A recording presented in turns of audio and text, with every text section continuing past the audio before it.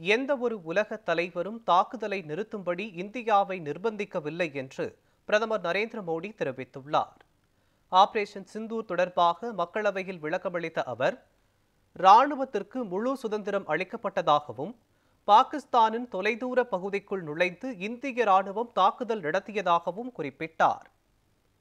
உலக நாடுகள் சிந்தூர் நடவடிக்கையை ஆதரித்தாலும் காங்கிரஸ் கட்சியின் ஆதரவு கிடைக்கவில்லை எனவும் விமர்சித்தார்.